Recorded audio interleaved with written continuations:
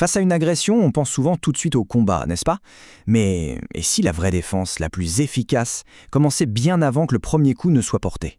C'est exactement ce qu'on va décortiquer aujourd'hui. On va plonger dans la philosophie de la protection personnelle d'Éric Coequet pour apprendre à voir venir le danger et à le déjouer avant même qu'il n'ait une chance de se manifester. Alors justement, quand on prononce le mot « self-défense », quelle est la première image qui vient à l'esprit? Pour la plupart d'entre nous, c'est des techniques de combat, des prises d'arts martiaux, bref, une confrontation physique. Mais la vraie question, c'est est-ce que tout commence vraiment là? Eh bien voilà, on touche au cœur du sujet. Selon Éric Coequet, cette vision des choses est une erreur fondamentale. La véritable protection, celle qui fonctionne, elle se met en place bien en amont de tout contact physique. C'est un changement complet de perspective en fait. Et pour bien comprendre d'où vient cette approche, il faut savoir qui est Éric Coequet. On ne parle pas d'un théoricien, loin de là. Son expérience est immense. Ancien policier, garde du corps au service du président de la République et plus de 36 ans de pratique dans les arts de combat. C'est toute cette expérience de terrain qui a forgé sa méthode. Du coup, l'idée c'est de changer de vocabulaire, on arrête de parler de self-défense pour parler de protection personnelle. Ici, le but du jeu n'est pas de gagner un combat, mais de faire en sorte qu'il n'ait jamais lieu. C'est s'organiser en amont pour ne pas se mettre en danger en agissant bien avant que la menace ne se concrétise. Pour illustrer ça, l'auteur utilise une analogie que je trouve géniale, celle du jeu de cartes. La protection personnelle, c'est comme avoir une main de plusieurs cartes. La capacité à comprendre la violence, c'est une carte. La vigilance, c'en est une autre. La fuite, encore une. Et tout au fond du paquet, il y a la carte combat. C'est la toute dernière carte qu'on devrait avoir envie de jouer. Plus on a de cartes en main, plus on a d'options face au danger. Allez, on entre maintenant dans le cœur de cette philosophie, la prévention. C'est sans aucun doute la phase la plus cruciale. Pourquoi? Parce que c'est là qu'on a le plus de contrôle. Si cette phase est bien menée, eh bien toutes les autres étapes deviennent tout simplement inutiles. Voyons comment.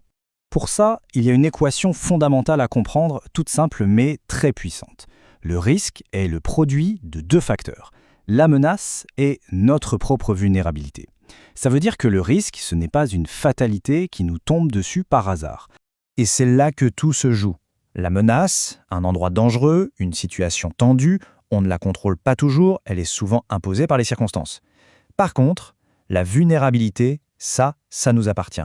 Nos connaissances, notre attitude, notre préparation, c'est sur ce levier-là qu'on peut agir pour faire chuter le risque.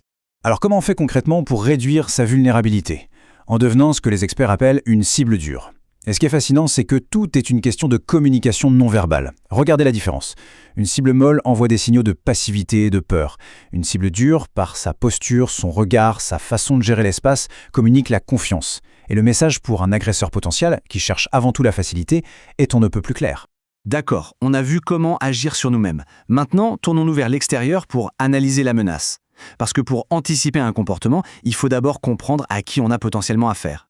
L'auteur distingue deux grands profils. D'un côté, l'agresseur émotionnel. Lui, il est guidé par ses émotions, il est bruyant, réactif, il cherche à punir un manque de respect.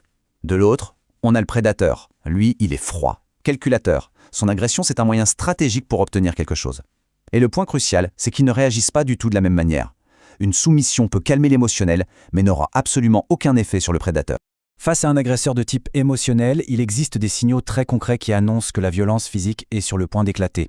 Ce sont des changements de posture, de regard, des micro-expressions, la fameuse danse de l'ours, ce piétinement qui s'arrête net, la tête qui bascule vers l'avant.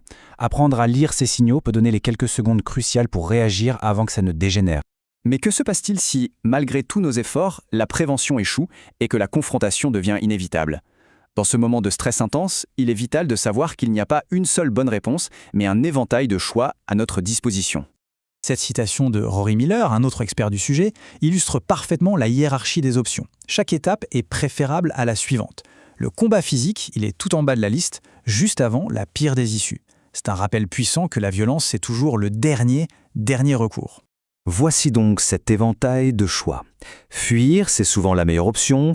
Négocier peut désamorcer une situation avec un profil émotionnel. Se soumettre, par exemple en donnant son portefeuille, peut être le choix le plus intelligent pour préserver son intégrité physique.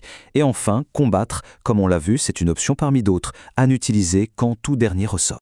Et on va terminer avec cette question posée par un ami de l'auteur, qui fait vraiment réfléchir.